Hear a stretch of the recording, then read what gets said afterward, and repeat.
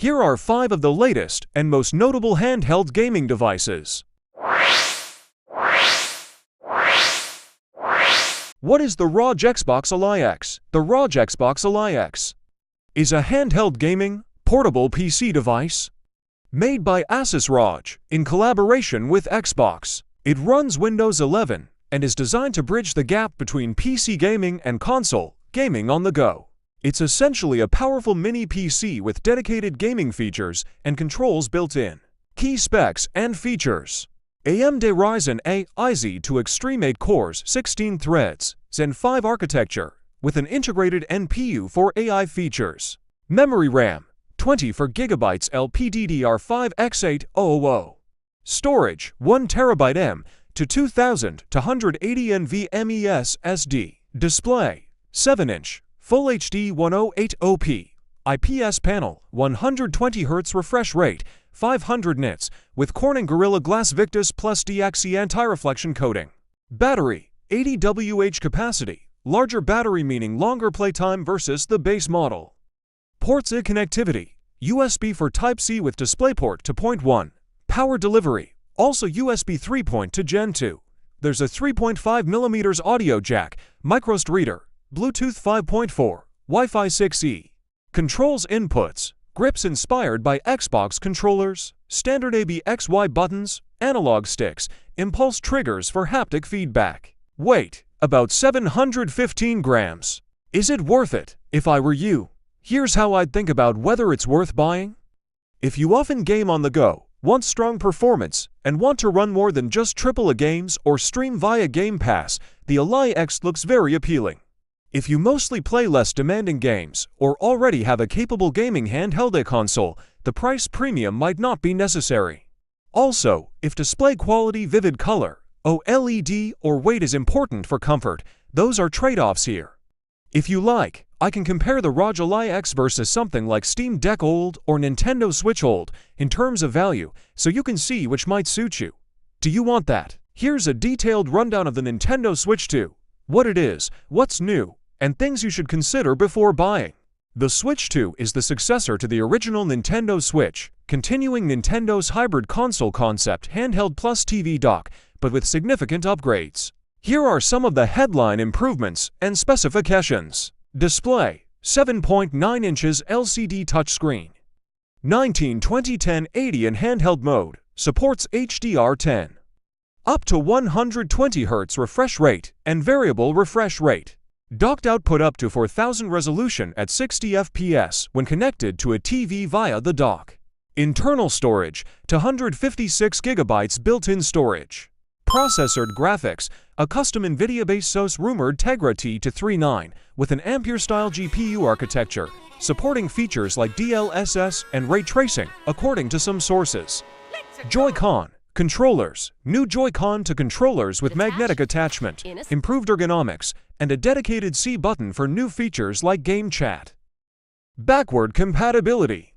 The Switch 2 is designed to be compatible with most Switch games.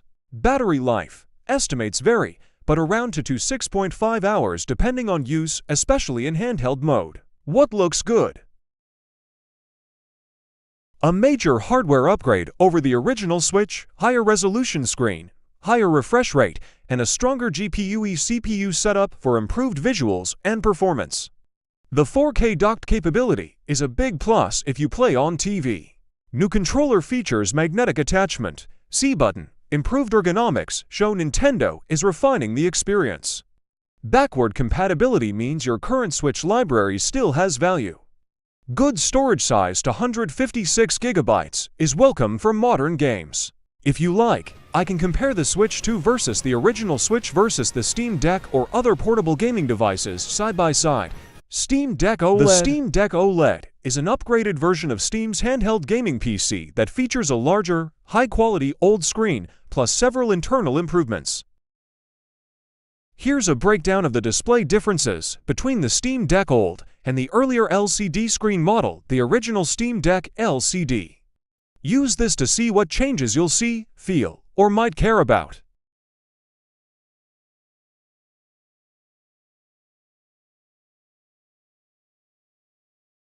The good.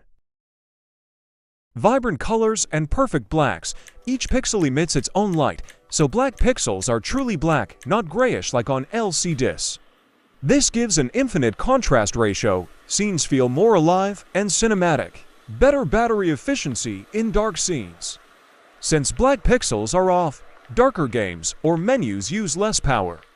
That helps handhelds like the Steam Deck OLED last longer on a charge. Great viewing angles, colors, and brightness stay consistent, even when viewed from the side. Specs at a glance. Here are some of the spec highlights. Display: 7.4 OLED HDR, 1280x800, up to 90 Hz refresh rate. CPU: AMD APU with a 4-core, 8-thread Zen to CPU that can clock between 2.4 GHz and 3.5 GHz. Graphics: AMD APU RDNA28C 6nm process. RAM: LPDDR56400 and better connectivity. Wi-Fi 6E, Bluetooth 5.3. Storage options: 512 GB NVMe SSD or 1 TB NVMe SSD. Battery: 50 Wh. Claimed gameplay time: roughly 3 to 12 hours. Is it worth it for you? Here are some questions to help you decide. Do you frequently play handheld and care a lot about screen quality, contrast, blacks, refresh rate? If yes, gives the OLED makes a tangible difference. Are you currently using the older Steam Deck LCD and satisfied with it? If yes, gives the upgrade may not feel essential unless the screen and battery out connectivity upgrades are very important to you. Do you often travel or have limited access to a big TV PC and want a strong portable PC gaming device? If yes, gives the Steam Deck OLED is one of the strongest handheld PC gaming options. In short, the Steam Deck OLED is the best version of Valve's handheld gaming PC. Brighter screen, better battery, smoother play, and a more premium feel.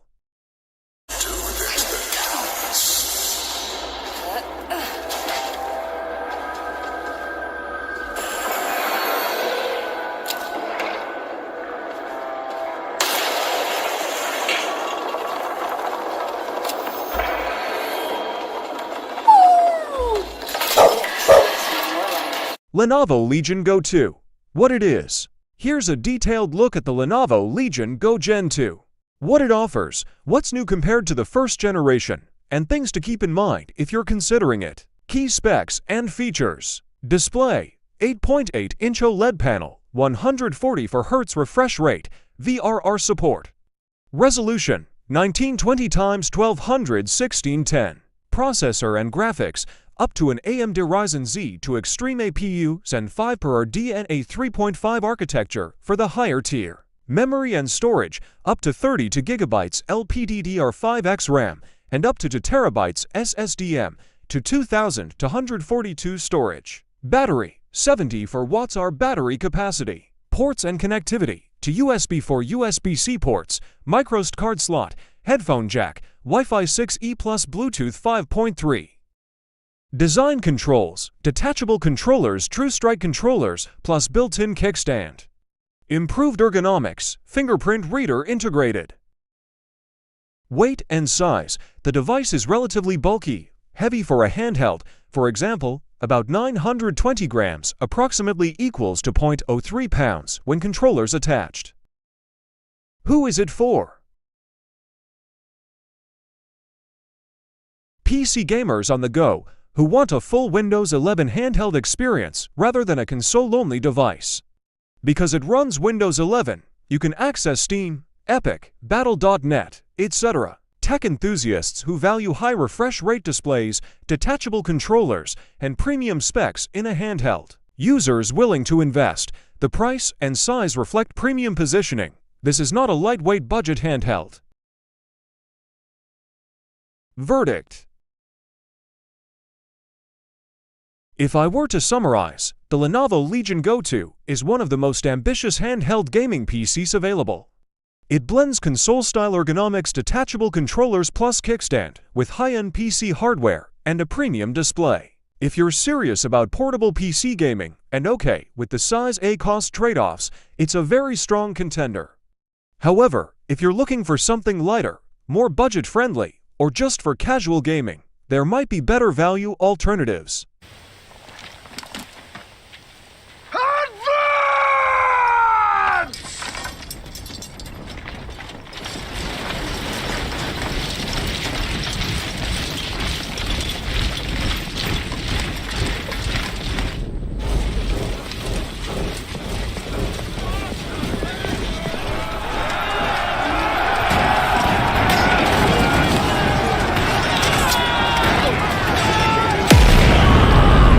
PlayStation Portal. What is it? The PlayStation Portal is a handheld device from PlayStation, Sony Interactive Entertainment, designed to stream games from your PS5 console or now via cloud and bring your PS5 experience into a portable form. What it does well: it includes full DualSense-style controls, adaptive triggers, haptic feedback, familiar layout. Reviewers often praise that the hands-on feel is high quality. The display, an 8-inch, 1920x1080 resolution LCD screen at 60 Hz, good for streaming PS5 games with fidelity. Or its core function PS5 Remote Play, is very capable, solid streaming quality when network conditions are good. Even though battery life is not stellar, some tests suggest around approximately 5 hours in good conditions. What its limitations are: it does not run games natively initially. You're essentially streaming from your PS5 or via cloud beta. It's more a terminal than a standalone console. Because streaming is the mechanism, your experience heavily depends on network quality. Dropouts, lag, or degraded visuals can happen. It lacks some modern handheld console features. For example, no built-in Bluetooth audio support initially was a complaint. Some reviewers feel the price or value isn't as strong compared with more flexible devices that also run games locally.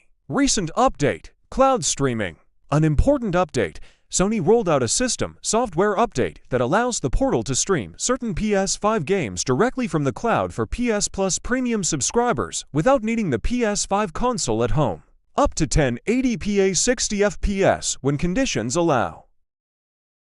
Requires good internet. Currently, some features like 3D audio, game trials are missing in cloud mode. This update moves the Portal closer to a more standalone handheld experience, but it's still not the same as a full dedicated console handheld. Cloud gaming.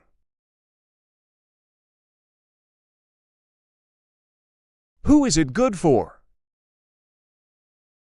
If you already own a PS5 and want to play your PS5 games while away from the TV in another room, maybe even on the go depending on your connection, then this device is a strong pick. If you care most about portability and flexibility, being able to play non-PS5 games, local emulators, etc., then this may feel too restrictive. If your internet connection or home network is top-tier, low latency, strong Wi-Fi, then you'll get the best experience. If your network is more modest, you might be disappointed.